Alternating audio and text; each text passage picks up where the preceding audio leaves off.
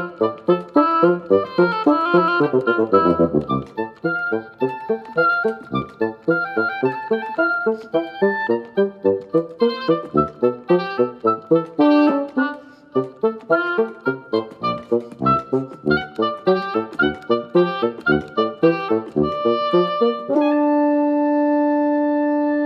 here we are, week 17 of Marea and Friends, and we're here tonight with our friend Amir Farsi.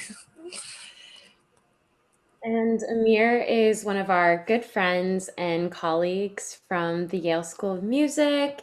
And we really are so grateful to be here with him tonight and have really loved following his musical journey as he is currently a fellow with Ensemble Connect and doing really great things with that program.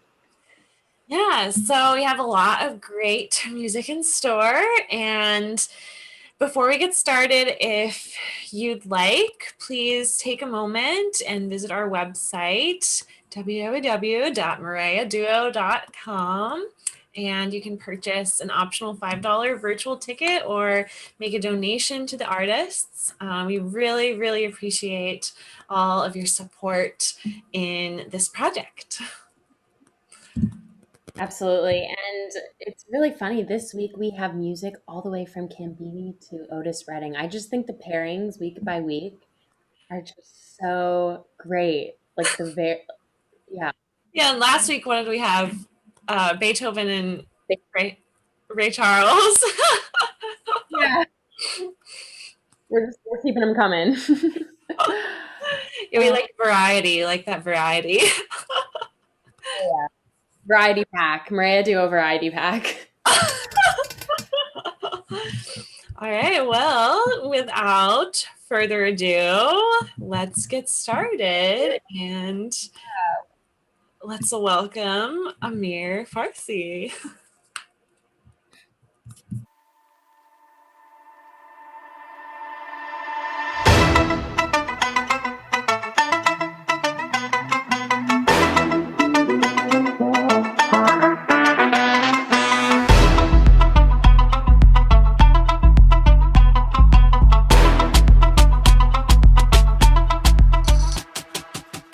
All right, let's hear a little bit about this week's performer. Iranian and Pakistani American flutist Amir Farsi was born and raised in the San Francisco Bay Area. Amir has performed under the prolific conductors such as Marin Alsop, David Robertson, Peter Unchin, Jean-Marie Zitouni, Leon Fleischer, and Ignat Solzhenitsyn. Amir performs regularly with the UN Chamber Music Society and is on the Music at Menlo artist roster for summer 2020, postponed to summer 2021. Amir has also made appearances at notable music festivals and halls such as the Lake George Music Festival, Norfolk Chamber Music Festival, St. Lawrence String Quartet Seminar, Marrowstone Music Festival, and Banff Center, Carnegie Hall, New World Symphony Center, and the United Nations. Amir received his Bachelor's of Music and Master's of Music degree from the Peabody Conservatory and the Yale School of Music, where he studied with Marina Piccinini and Ranson Wilson. Thank you so much, Amir. We're really looking forward to this program this evening. So, the first piece tonight on the program is Cambini's first of six trios for flute, oboe, and bassoon. Cambini was a classical composer and he is from Italy and also played the violin. And another thing that I found really interesting when both Amelia and I were starting to do some research on the piece was that Cambini was in competition with Mozart at the time. And we found that you can kind of hear the competition within the instruments in this piece. Yeah, and it's almost like each of the three instruments are competing with one another to kind of be the flashiest.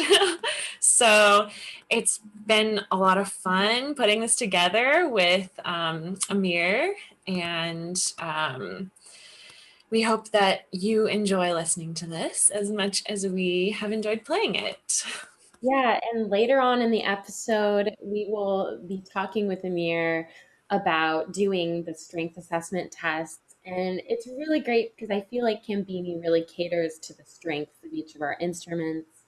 And it's just a really fun piece to play. And we hope that you hear that in this collaboration with our dear friend.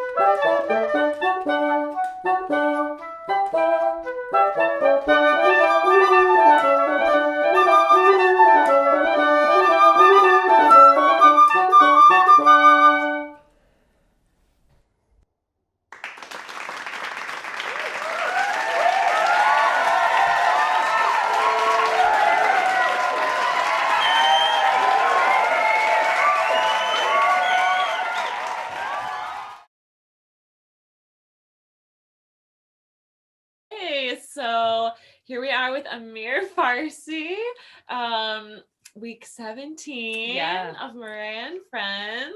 Whoa, New year, 2021. Oh yeah, new year, 2021, new me. Yes. Yeah, and Amir is one of our very good friends from the Yale School of Music, and we are so honored and grateful to be here with him today and to just discuss a lot about his musicianship and what he's up to now, and just some relevant themes for all of us to latch onto during the pandemic. So wait, Amir, could you talk a little bit about your musical journey and some pivotal moments you've had in your career, what you're up to now, and things that inspire you a little bit?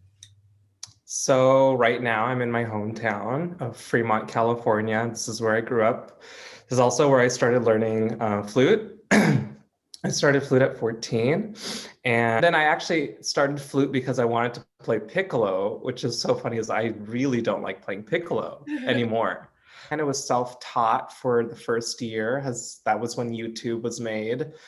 And so then I kind of like fell into the rabbit hole of like the classical music videos on YouTube, which there weren't very many back then, which is so weird to say back then, but there really weren't. And then I started college at Cal State Long Beach, where I was for about 3 years. And then after my second year, I met my teacher from Peabody, Marina Piccinini, who told me that she just felt like I needed to transfer because I was very unhappy. I think the program at Long Beach is great, but I wanted something more challenging and a lot more competitive. And she could kind of tell when I did her masterclass, her summer masterclass, that I was feeling stuck and I was having trouble understanding my teacher. So I would say that's definitely a pivotal moment. She is one of the first, I think, really like kind of big people that took interest in me and like kind of was like, you know, I have a spot for you, you know, if you want to come here, I can make it happen. And that's kind of exactly what happened. So I transferred, which a lot of people thought was stupid to transfer in like your fourth year of college, but it's so crucial to have those mentors in your musical journeys, and someone who that just like takes you in almost. I feel like we've spoken a lot about your teacher and how much of an impact that she's had on your life. And I actually didn't know that you transferred in your fourth year of undergrad. Yeah, so like that's really interesting. Could you talk a little bit more about that? I think from the beginning of my undergrad, I kind of knew I wanted to transfer, but I was a bit too scared. I have to say, like, yeah, like having had the experience of the like state school level in California, which is, you know, it's a great education, and then going to, you know, studying with one of the best flute teachers, in my opinion, in the world, you know, it's a very different kind of playing field. So Marina lives in Europe, she lives in Vienna, and she's a touring soloist and chamber musician. So we would see her once a month for a whole week. So it's like you have to do basically a whole month's worth of work in 1 week. So that sometimes meant you had 3 lessons. Sometimes you had a lesson every single day. Sometimes you'd have lessons at 8 in the morning, because more often than not, she wanted to stay on European time because she had to always go somewhere else, you know, after. And I mean, I don't know how she does it, you know, still, but obviously now she's teaching remotely. But I mean, it was pretty intense. We'd have sometimes like 4 different types of studio classes in a week. Like you would have repertoire class for the Bach. That would be about 5 hours straight, maybe with 1 20-minute break. Then you would have repertoire class on the weekend starting at 8 in the morning or 9 in the morning if you had an 8 a.m. lesson. And that would probably be another 5 hours. And then you'd have like probably 4 lessons that week. You would probably have what's called tonguing class, where you have to prepare articulation exercises and excerpts. And that's all about like kind of speed and clarity and kind of getting out of your head sort of thing, like being in a room where no one's talking, everyone's playing, and it's like it turns the dial up on the competition. We would sometimes have tone class and scales class. So those often were also at 8 in the morning. So, and you probably had to warm up beforehand. So sometimes you'd be getting to school at 6:37 in the morning. So it was a very different type of education. Yeah, that sounds very European. It reminds me of my undergrad professor's time in studying in the conservatoire, and like everyone would watch each other's lessons. Everyone would have Yeah. master classes together. It would be like hours upon hours of time commitment, and also the competition was always there. So that's like a really interesting environment to have for your undergrad. Like I feel like not a lot of people could have handled that. Yeah, and a lot of her students, even the undergrad students, were older. And it's funny, I was 21 and I was the youngest one in the studio. And then after Peabody, I was actually supposed to study with my teacher in Germany. So I was admitted into Hochschule for Music in Hanover. And I was set to go. I paid my, what is it, like $200 of tuition or something ridiculously cheap. And then she ended up telling me that she wasn't planning on staying there because of some internal issues with the school. So I made the last minute decision, literally the day of my flight. I made a decision to stay in the States and apply to school. So I had a gap year and a half after undergrad. Wow. So then I did the whole thing where I met, I think I applied to 4 schools. I met the 4 teachers that I wanted to apply to.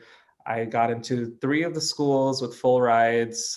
It was like I really wanted to challenge myself. Yeah. Then I decided to come to Yale because when I auditioned at Yale, I completely just fell in love with everything. Like I had a different school in mind as my dream school, but when I came to Yale, um, I just was like, I really want to go here. This campus is gorgeous. This brand new building that they just opened the doors for my audition year.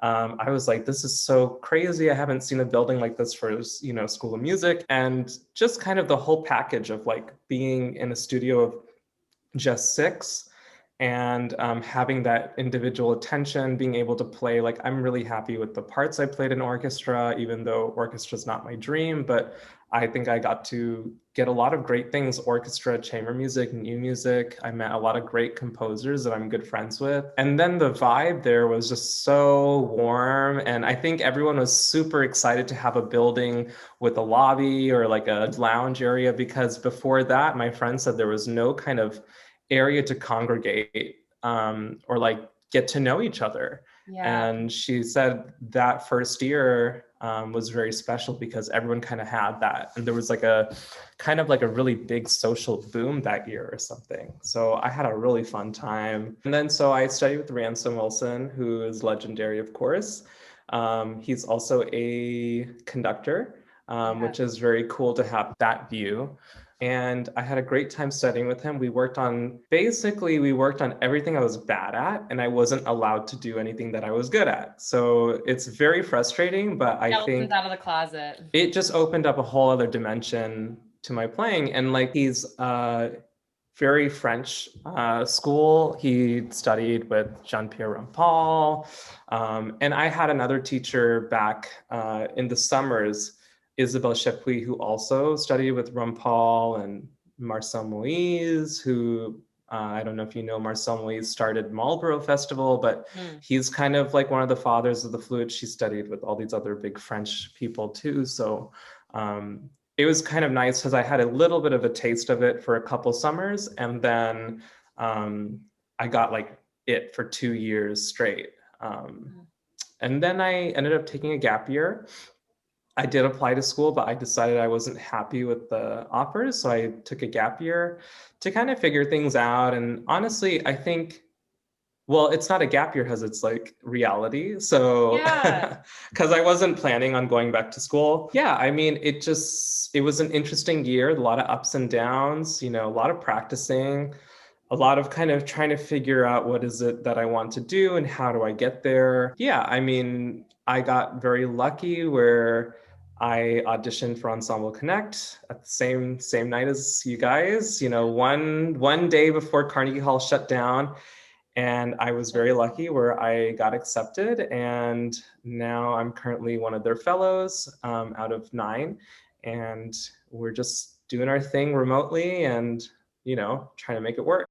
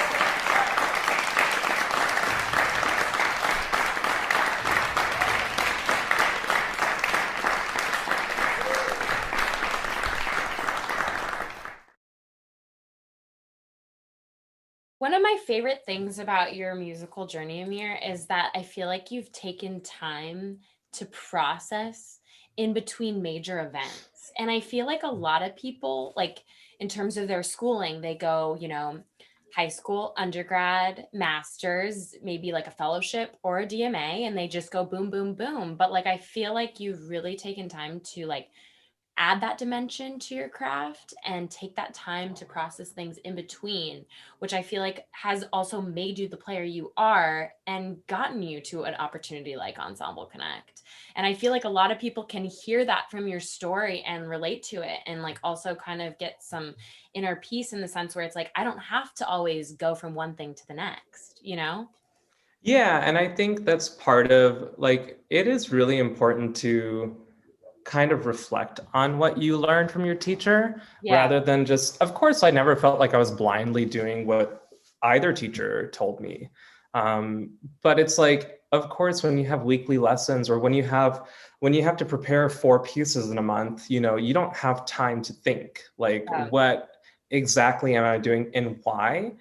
And I think that's one of the really big lessons I've been learning and continuing to learn over, especially the past few months, is like, what am I doing and what is this for? Like, why am I doing specifically this? Like, am I gaining something from learning this specific music? Am I doing this just to like practice scales and get faster, which is necessary, but like, or am I doing this because I want to enhance my musical expression and my palette as a musician? Yeah.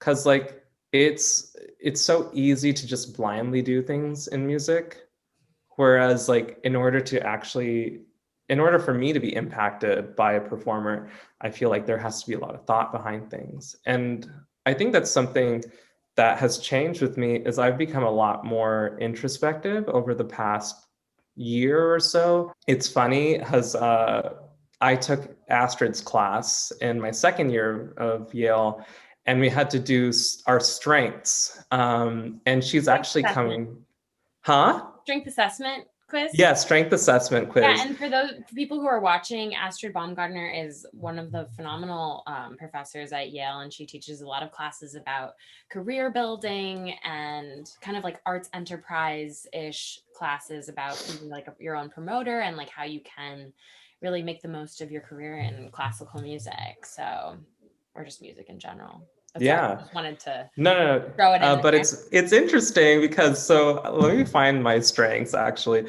So I did it back, what was it? It was like fall 2018. But it's interesting because she's also coming back to do something for us at Ensemble Connect. So we have to do the strength assessment. Yes. So I did it and they changed.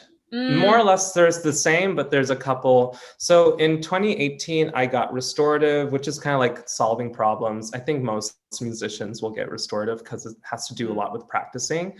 I got focus, which makes sense because I feel like when I practice, I'm very focused. I got achiever because I'm a very competitive person. I also got competition because I'm a very competitive person. And I got significance. So it's like, I guess essentially, like, I guess I want recognition, which makes a lot of sense 2 years ago. And now my strengths are so restorative and competition and focus are the same, but intellection is what I got, which is like, it's like I'm very like in my head, I think a lot. Yeah. And I analyze a ton. And then input, so it's like I kind of collect information, and I'm very inquisitive, which is nice to hear. But I like words, I like facts, I like books, and I like quotations and things like that. Yeah. And then it's also funny because it made me want to do my Myers-Briggs because I did that in 2017 or 2016. Yeah. What did you get? And so in 2016, I had ENTJ. So it's like extroverted. That's like the CEO kind of personality. Yes. And then I did it a couple days ago and I got INTJ. So I'm much more introverted than I used to be. What's the pandemic? And yeah, I know, right? But it's funny because I feel like over the last year, I became a lot more introverted, even before the pandemic, because I was kind Yeah. of on my own and I was thinking and I was reflecting and blah, blah, blah. Yeah, I don't know. It's really interesting because it kind of is reflective of my strengths. I would say input and intellection are more introverted. Yeah, I But I don't mean, know. like, It's, I feel like we all evolve as artists, and like that's what keeps it interesting. You know, it's like a strength is always a strength, but it's always good yeah. to bring different things to the table, to your rehearsal or to your collaborations with people. I don't know. I think that's really interesting. Yeah, and it's like I think, part of it is like growing up, Yeah. and just like I don't know, I mean, being 28 is very different from me being 25. I mean, there was a lot of things going on in my head when I was 25 that are not, going on in my head now. And Like, could you talk a little bit more about that? Like, what was well, I in your head at guess 25? I think like I was just I mean, I'm still pretty self-conscious, but like I was a lot more self-conscious where like in my head when I'd play like I remember when I'd play principal flute in orchestra, I was always worried that whoever I was playing with would be like, "Oh, I'm with the worst flutist in the Oh my studio" gosh, or I've had those something. same thoughts too. Right? It's Yeah. horrible. Like I would say like that's one of the downsides of being in such a small school. Because Mhm. I'm sure there are people that think that, like, oh, it's like I'm with the B list. Yeah, It's yeah. like I'm not saying that I think that way though. I'm just saying that, it's something that's passed in my head where I'm like, I wonder if people think that when they play with me. Yeah. And just like things like that. Like I think part of, like I said, like Ransom really wanted me to practice what I was not good at. So I never really felt like I was like flexing, Mm. as the kids say, flex. Um, but yeah, I never felt like I was really like flexing something I was good at. I was always doing something I was not so good at, which was beneficial, but I never felt really good about my playing.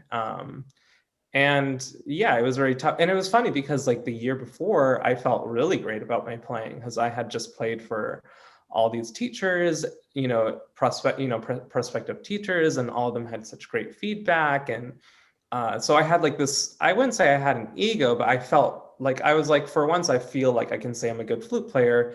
And then I think for like the next 2.5, 3 years, I just felt like I was a bad flute player. But I feel like the time I finally started to, I don't know, like get more secure in myself was, I think, Norfolk. I don't know. I felt like I was a little more in charge of myself that summer. And I I just guess felt that's like, playing with you. Like I feel like when you were talking about like I feel like when you were saying that Ransom was giving you like dimension to your plan, like from getting the skeletons out of the closet and doing the things that you're not good at and making you kind of in a more vulnerable space in your playing, that adds a dimension. And I feel like I witnessed that from playing with you. And I was always trying to sound better because you sounded so amazing. oh, that's so So sweet. one of That's the so best one nice. of the best summers ever. Keep going. So, tonight's theme of the program is looking inward. And as artists, we are constantly looking inward on ways to get better at our craft and ways that we can really impact our society and our creative worlds.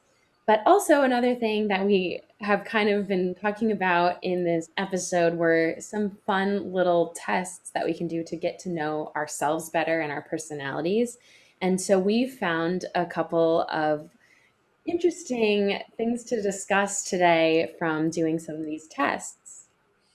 Yeah, so we have both taken the Myers-Briggs personality test and also the Enneagram. Yeah. Um, and so we are going to reveal what our results are. So for the Myers-Briggs, I am an INFJ. And then, Eleni, what are you? An ENFJ. So that was really interesting when we were talking about that today because we're the same -1 letter. And I feel like in chamber music, it's pretty essential to have opposites that attract, like with the introvert, the extrovert. It really complements one another. pretty well. Yeah. Yeah. Yeah, so that was pretty interesting to find out. And then for the Enneagram, we took, I think that together maybe. Yeah, we I took don't, it together like a long time ago. yeah, that was a while ago. And I ended up getting type 4 was I think my main one, which is called the individualist. Yeah, I was a type 7, the enthusiast. And I remember Actually, but I remember in elementary school, my PE teacher would assign an adjective to each student when they would come up to play kickball. And so I was always enthusiastic Eleni. So I thought that was really funny when I took the Enneagram test. that's pretty funny. I feel like though you kind of you like I mean, I sort of feel like this about type 4, but I Yeah. get the sense that you don't really want like your type 7. Like I whenever love your type for it. You like I remember when we first like started at Yale and I just remember your style. Yeah, and I was like, individualist. Yeah, I guess I did dye my hair blue at one point. So, Yeah, when you walked into class, I was like, what? yeah, I guess that's kind of funny that you say that. Oh Yeah, man. and Amir talks about the strength assessment test, which I think is really great for everyone to do with a cup of tea and right before you're about to go to bed or like just whenever. I mean, but I did that. I did it on like a relaxing night in. And it's kind of nice to take that because I feel like sometimes, especially during the pandemic, a lot of us like forget what our strengths are. And it's like, I feel like I can't do anything. I can't make music. I can't do all these things that I'm supposed to do. And so the strength assessment test, I feel like it really reveals kind of some of your strengths. Well, I feel like that's at least what it did for me. I feel like I didn't know a lot of the strengths that it was saying. Yeah, I still need to take that test, but yeah, because I think that would be really interesting. We can get back to the music now, but I also want to say before Amir plays the piece Chardonnay by Rina Ismail, I had the opportunity to hear her piece named Nadia, but played by violin and bassoon at the Meg Quigley Vivaldi Virtual Symposium, which also major shout out to them for doing that this week. It's been an incredible opportunity to see so many bassoonists coming together online, and it's been just such a great experience. But I saw her there, and I realized that Amir was playing a piece by her, so it's really great to see two pieces by her in one week. And she's an alumni from the Yale School of Music, so that's just it's great. Yeah, that's awesome. And I'm really looking forward to hearing Amir play that.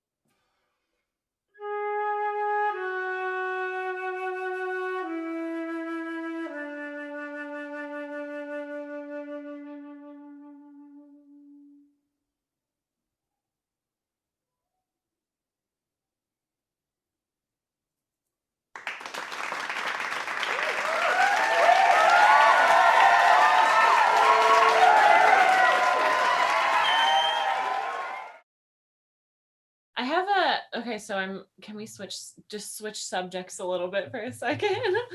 But I have a question about, so especially doing Ensemble Connect and virtually, how are you able to, or what have you been doing recently as you just became a part of Ensemble Connect, and it's all been virtual so far. And Yeah. how do you like engage your audience still? And I know you've been doing a lot of teaching probably, and you've done there's been a few Ensemble Connect virtual concerts, is that right? Yeah, and I guess just yeah, how do you engage your audience when you're doing things virtually? You know, it's really difficult. Like, to be completely frank, it is really difficult to something that takes like 10 minutes takes 2 hours, you know, because you have to plan it out and then you have to rehearse it. You know, like if I'm teaching something, like, so communication is really important. Definitely. But yeah, like making one 5 minute long video can take about an hour and a half. Mm-hmm.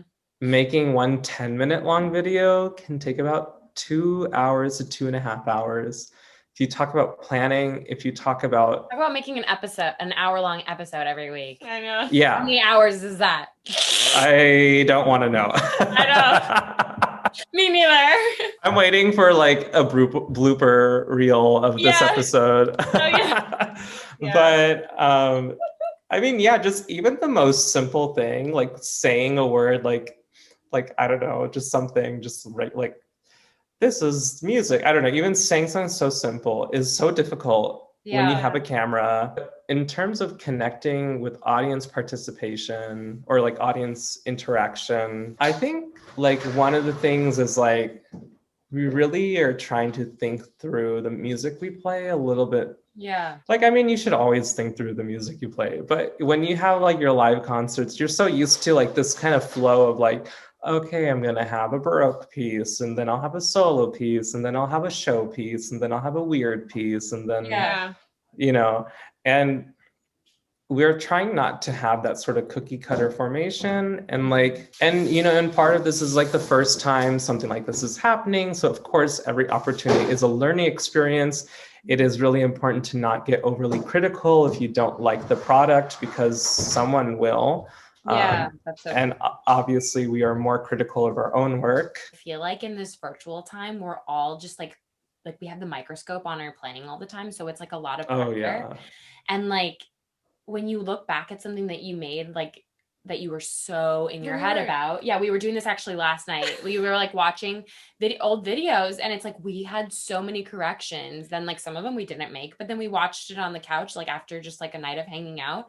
And we're like, oh, that was fine. What were you talking about? You know what I mean? Yeah. And it's just like I feel like if we all can, like, I mean, it's really difficult, but have a kinder approach to the music making right now. And just like letting go of control. Exactly. I think that's something that I've been learning. It's very hard because I'm such a control freak, as Eleni probably knows. No. What are you talking about? You know, we had a whole semester together, and it was funny because like I didn't know you so well during that one semester. I didn't get to know you really until Norfolk, but then we had a whole summer together. And I'm probably like, you know, you're probably like thinking like, this guy is crazy. He wants us to play really, really slow and really, really short. And it's like, I loved it though. Let's be real. I know we're both crazy. Yeah. But like, yeah, I don't know. Like I am definitely a control freak. And I think that's, it's very hard, you know, and it just takes a bit of like understanding that like, you know, one thing that we really don't like about this time is that we can't plan ahead. You know, how far ahead can you actually plan? You can't control anything.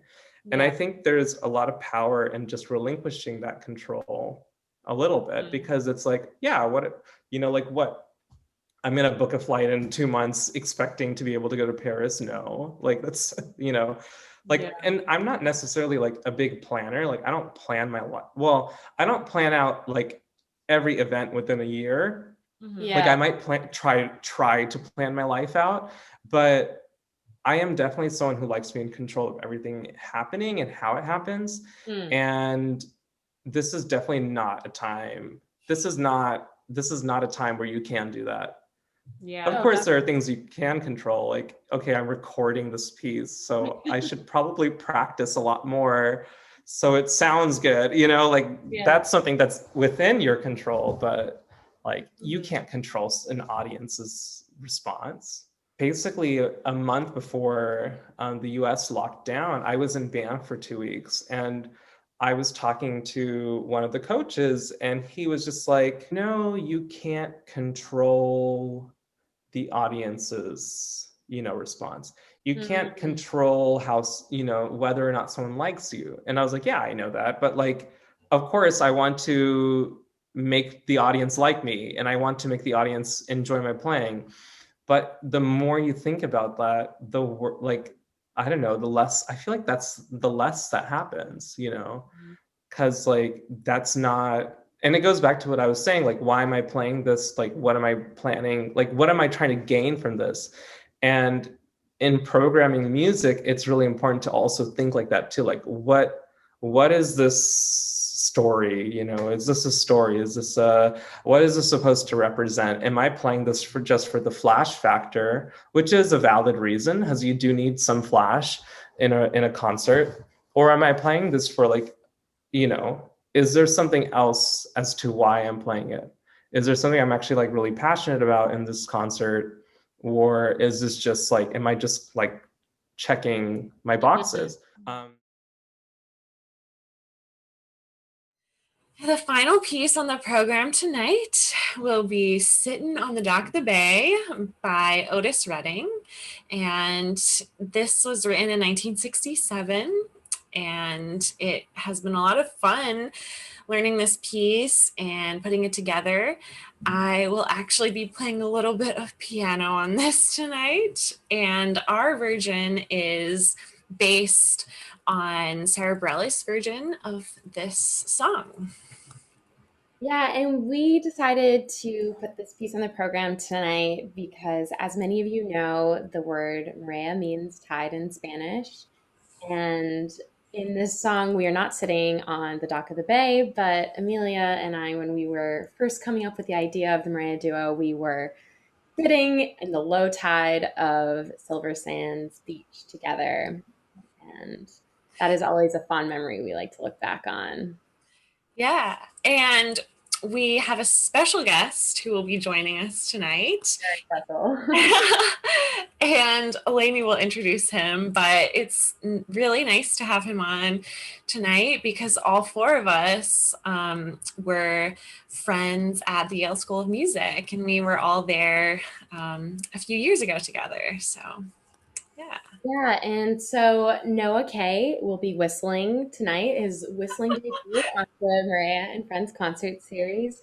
But Noah Kay is the oboist, principal oboist of the Colorado Springs Philharmonic, and he is also a phenomenal whistler. And I first noticed this when we were walking out of rehearsals in Breckenridge at NRO, and I would just hear him whistling, and then also it like continued when we went back to school, and then he just started whistling the Weber bassoon concerto over and over. It's just like he kept whistling, and so when my dad actually was listening to Sitting on the Dock on the Bay when he knew that we were doing this, he said, "Oh, like you guys should definitely have whistling for your dad." And then my mind immediately thought, okay. And I would just like to point out that not only does Noah, he does not only hit the notes as he whistles, but he just really adds some pizzazz and some just real top-notch musicality to this whistling. And I'm not kidding when I say that. It's truly amazing.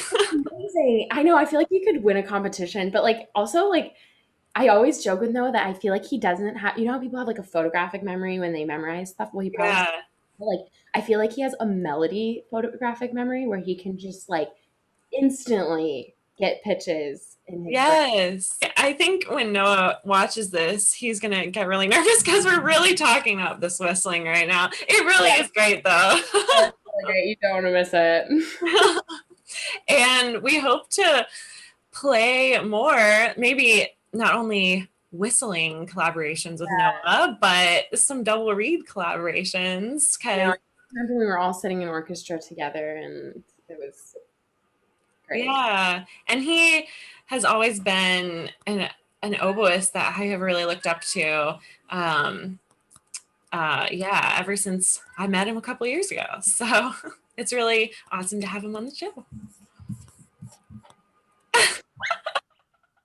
All right, well, let's get to it. Sitting on the dock of the bay.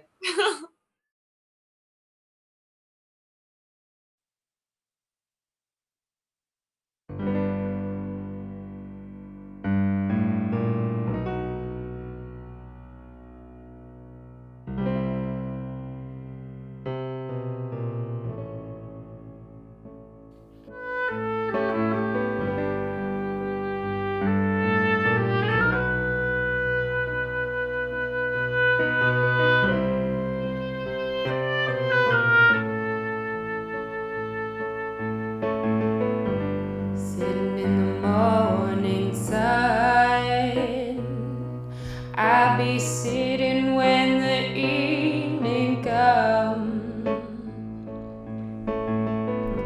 watching the ships roll in, and I watch them roll away again.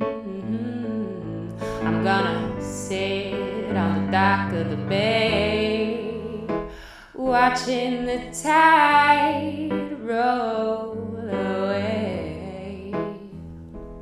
I'm gonna sit on the dock of the bay, wasting time.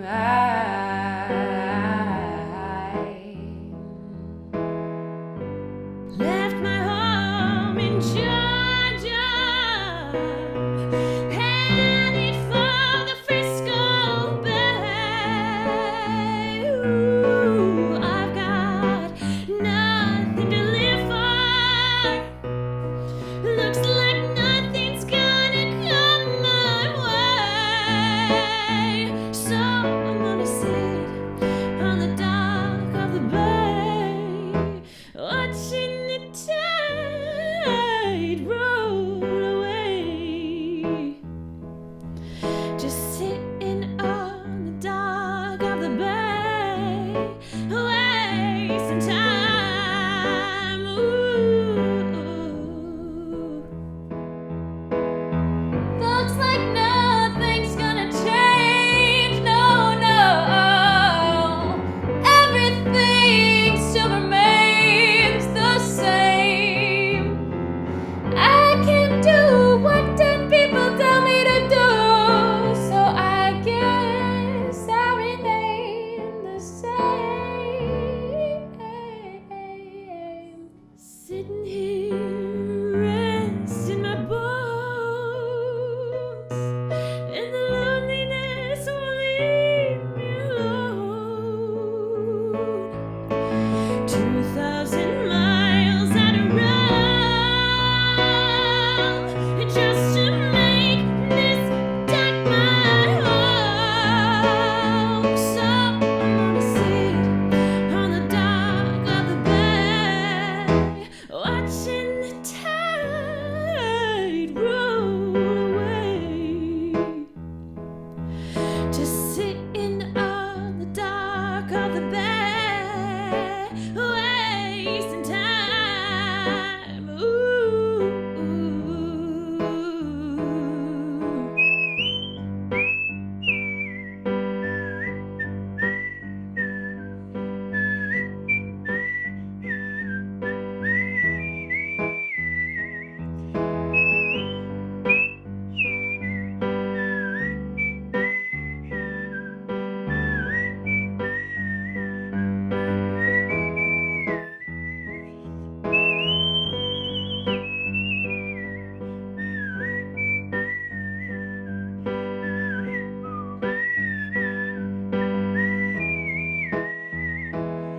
I'm gonna sit on the dock of that bay, just wasting time.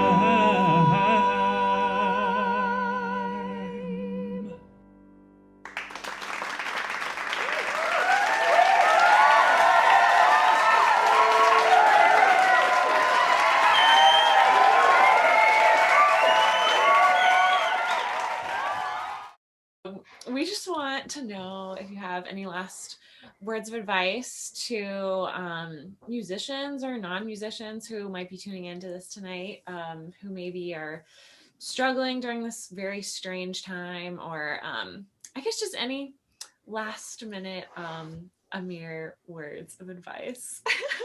I think for musicians, like look elsewhere, like outside of classical music for inspiration.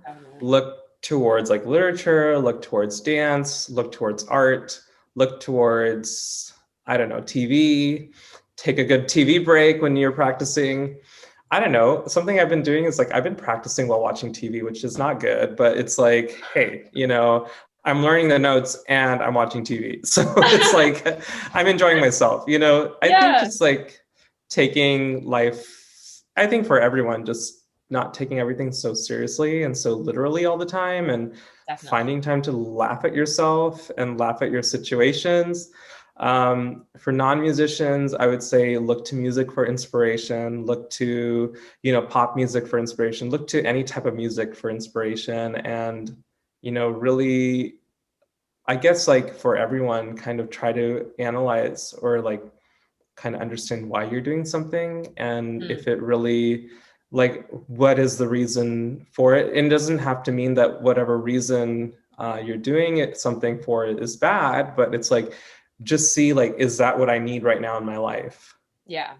I think that's maybe the most important thing for me. This is something I'm realizing. So yeah, that's really good advice. And I just like feel like from this whole interview, something that's been a big reminder to me has been being extra intentional about everything. And it makes me really want to set intentions for my practice and everyday life, and just, and make them playful intentions when you're talking about taking so seriously, but just really being mindful. I think so. And I think just like understanding like what you want, like, like we're all at this level where it's like, yeah, we've done the work in like kind of like practicing our instruments. Like we've practiced our scales, we've done that stuff. And it's important to keep doing that, of course. But it's like, what's going to take your playing to another level? Yep. How are you going to reach your audience? It's, one thing, like, I have this meeting every week with these two friends. We do this kind of book club and we play for each other.